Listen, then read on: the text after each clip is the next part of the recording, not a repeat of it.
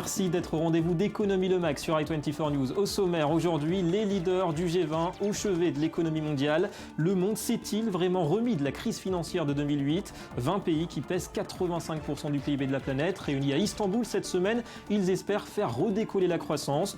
Politique budgétaire, monétaire, comment faire converger les intérêts ? Michael Gabaye sera avec nous.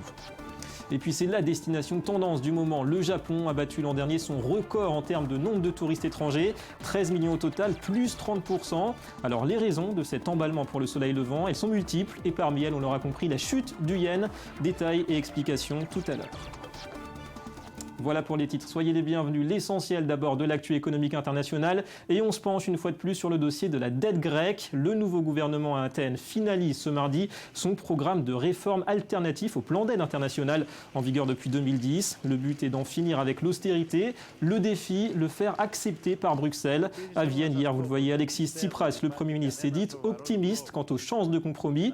Reste à convaincre les plus sceptiques, dont l'Allemagne évidemment.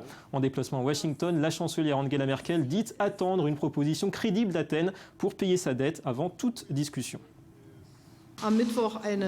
Depuis 2010, l'Allemagne a tout fait pour que la Grèce reste dans la zone euro. Les règles restent les mêmes.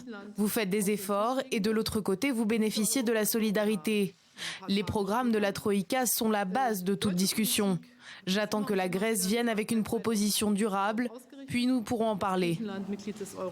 Ouais, des positions qui se durcissent, le ton aussi qui monte d'un cran entre Athènes et Berlin. Comme hier, vous le voyez à la Voulie, le Parlement grec. Yannis Varoufakis, le ministre des Finances, en est pris au fameux plan de sauvetage des créanciers du pays, qu'il accuse d'avoir sciemment fait souffrir le peuple grec à force de coupes budgétaires. Si le plan de sauvetage était une pilule amère, mais au final bienfaisante, j'aurais dit qu'il faut l'avaler. Mais c'est un médicament toxique qui ne nous fait que du mal. Et le pire, c'est que le médecin le sait. Notre gouvernement est sous une pression étouffante et soumis à des menaces indignes des idéaux européens. Et le plus gros prêt de l'histoire a été confié au pays le plus insolvable de la zone euro. L'Asie à présent est d'abord un indicateur assez préoccupant pour la Chine. En janvier, l'inflation a brutalement ralenti en passant sous la barre du %. C'est une première depuis 2009. 0,8% seulement en rythme annuel contre 1,5% le mois précédent. Pour l'ensemble 2014, le chiffre était déjà tombé à 2%, loin de l'objectif de Pékin, 3,5%. Qu'on se le dise, la déflation ne menace pas seulement l'Europe. Rencontre au sommet hier à Tokyo entre le Premier ministre Shinzo Abe, nippon bien sûr, et son homologue thaïlandais Prayut Chan-o-cha, qui a pris le pouvoir, on s'en souvient, à la faveur d'un coup d'État militaire l'an dernier. Le Japon appelle à la restauration du pouvoir civil. Malgré tout, des projets de coopération ont pu être signés, dont notamment un accord visant à moderniser le réseau ferré thaïlandais et faire du pays une passerelle commerciale entre l'océan Indien et l'Occident. En Afrique du Sud, l'ouverture hier du salon Indaba, grande conférence annuelle sur l'exploitation minière en Afrique. 7000 délégués du monde entier réunis au Cap pour évoquer l'avenir du secteur. Le continent concentre 50% des réserves d'or mondiales identifiées, 90% du platine. Les investisseurs veulent moins de taxation de la part des pays producteurs qui, eux, souhaitent faire profiter leur classe moyenne des revenus des mines. S'ils y vont trop fort sur la taxation, s'ils vont trop loin dans certaines politiques qui auraient eu un sens il y a encore 10 ans, ils pourraient tout simplement accélérer non pas la chute, ce n'est pas le mot, mais plutôt le déclin significatif que nous allons observer chez les compagnies minières. Voilà, et puis l'ONU qui tire la sonnette d'alarme. Au Soudan du Sud, 2,5 millions de personnes ont un besoin urgent d'assistance alimentaire, un habitant sur 4. Indépendant depuis bientôt 4 ans, le pays est toujours en proie au combat qui freine la production de pétrole, vital pour l'économie. Nous avons 2,5 millions de personnes qui sont mal nourries au Sud-Soudan. Et sans aide d'urgence, la sécurité alimentaire va encore se dégrader. Nous sommes en saison sèche et nous devons obtenir maintenant des provisions pour les zones difficiles d'accès. Sinon, cela sera impossible durant la saison des pluies.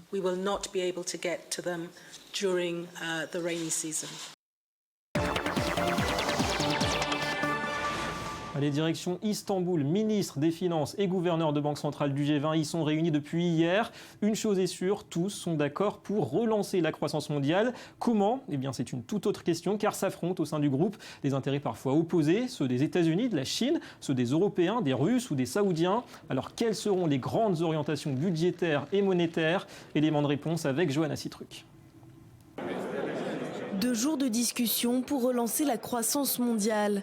C'est l'objectif des ministres des Finances et banquiers centraux des pays du G20, actuellement réunis à Istanbul. Mais la tâche est loin d'être simple, car dans certaines économies développées, les perspectives sont moroses, souvent à cause d'une faiblesse de la demande et d'une hausse des inégalités de revenus. Pour y remédier, une des options évoquées est de fixer des objectifs nationaux en termes d'investissement. Ce qui est important ici pour nous, c'est d'abord de prendre conscience que les investissements sont importants. Et cela, même si nous n'avons pas les ressources du gouvernement. Nous devrions examiner les voies et les moyens de les financer. Mais tous les membres du G20 ne sont pas aussi enthousiastes que la Turquie. Une seconde proposition semble d'ailleurs être plus appréciée. Agir via des leviers à la fois monétaires et budgétaires. Les politiques macroéconomiques fonctionnent encore sous de nombreuses contraintes entre les pays. Il est donc important que le programme de réformes structurelles contribue à stimuler la demande et mettre davantage l'accent sur ces mesures. Et puis, ensuite, stimuler la productivité qui va encourager la création d'emplois et soutenir l'activité à court terme. Mais contrairement à ce qui était prévu, la croissance n'est pas la seule préoccupation de ce G20. La Grèce est également au cœur des discussions. Si l'Allemagne reste inflexible au sujet de la dette d'Athènes, la plupart des puissances présentes au sommet se montrent plus optimistes. La France notamment, qui croit à un compromis entre le gouvernement et ses créanciers. Je ne sais pas quelle est la solution. Personne aujourd'hui ne sait quelle est la solution, mais je sais qu'il y a une solution et que nous trouverons une solution pour à la fois respecter le peuple grec qui s'était exprimé en élisant une nouvelle majorité et un nouveau gouvernement et en respectant les règles européennes, car la Grèce fait partie de l'Union européenne, fait partie de l'euro et elle doit respecter les règles européennes. La France qui a également demandé d'évoquer 2 autres sujets, le financement du terrorisme et le réchauffement climatique, à quelques mois de la très attendue 21e conférence sur le climat qui doit se tenir en décembre prochain à Paris. Voilà, agenda chargé pour les grandes puissances. Chaque mot semble sous-pesé en tout cas. Alors que retenir de ce sommet du G20 ? On accueille l'économiste Michael Gabaye. Bonjour. Bonjour. Bienvenue à vous. D'abord, question simple. Le G20, c'est vraiment pour vous l'endroit pour se mettre d'accord sur les grandes orientations concernant cette économie mondiale en panne de croissance ? C'est essentiellement un endroit d'échange d'idées. Chaque année, la présidence change et pendant un an, un pays a l'occasion d'amener un petit peu son propre agenda dans les décisions qui vont être prises dans la conférence qui sera tenue au sommet à la fin de l'année. Ouais. C'est vraiment un échange d'idées. Ça ressemble beaucoup un petit peu à ce que l'OCDE peut être, en enlevant tout le côté statistique, études économiques, etc.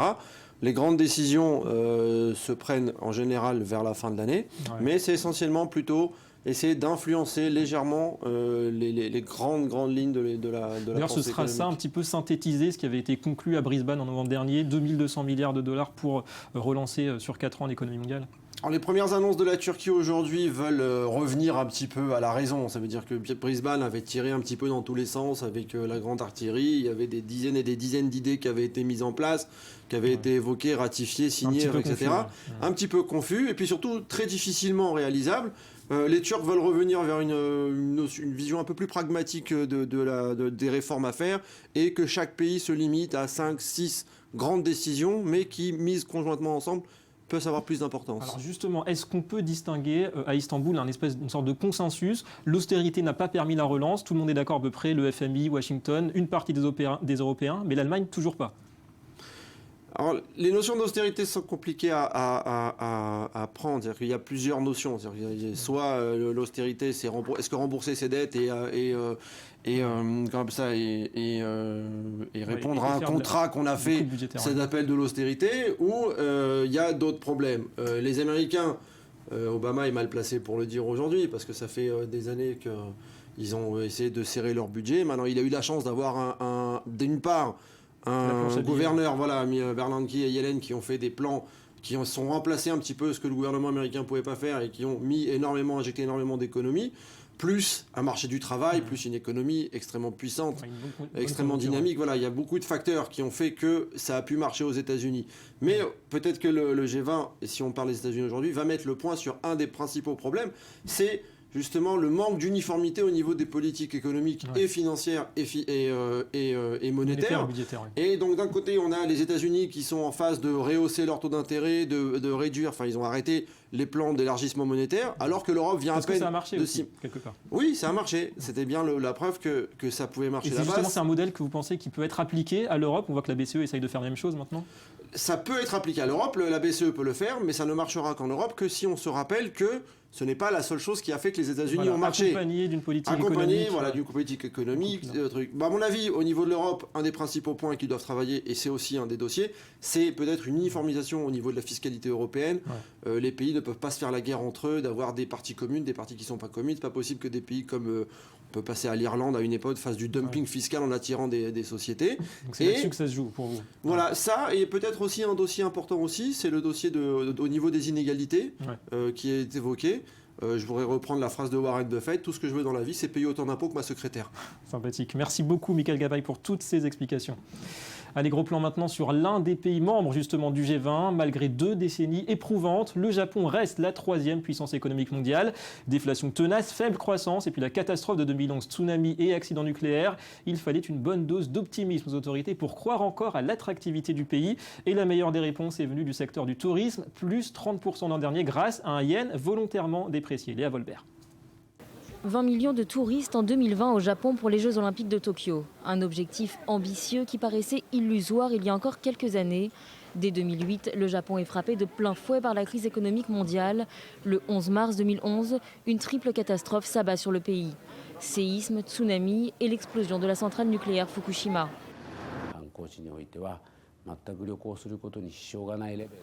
Nous avons beaucoup expliqué qu'à Tokyo et dans les principales zones touristiques, les niveaux de radiation sont absolument insignifiants. Par ailleurs, les importations de produits japonais qui étaient limitées pendant un temps ont repris un peu partout. Du coup, les gens ont compris que voyager, manger et même vivre au Japon ne pose aucun problème si on évite une zone très restreinte autour de la centrale nucléaire de Fukushima. Du temps, de la pédagogie, et c'est le secteur du tourisme qui reprend peu à peu des couleurs. Mais aujourd'hui, le principal atout du Japon, c'est la faiblesse de sa monnaie, le yen. Depuis l'arrivée au pouvoir du Premier ministre Shinzo Abe en 2012, la devise nippone a perdu plus de 20% face à l'euro, 40% face au dollar, sous l'impulsion d'une politique monétaire ultra accommodante visant à doper la reprise. Un argument de poids pour ceux qui ont toujours rêvé de découvrir l'archipel. Internet, on a vu sur les sites que ça devenait un peu moins cher, on va dire qu'avant, plus abordable, et puis donc on s'est dit banco, quoi, on y va, quoi. Ce qui a beaucoup influencé notre décision, c'est que 100 yens ne coûtent que 80 cents de dollars. C'est vrai que ça aide à faire des achats. En seulement un an, le nombre de touristes a progressé de 3 millions à 13,41 millions l'an dernier, plus du double de 2011.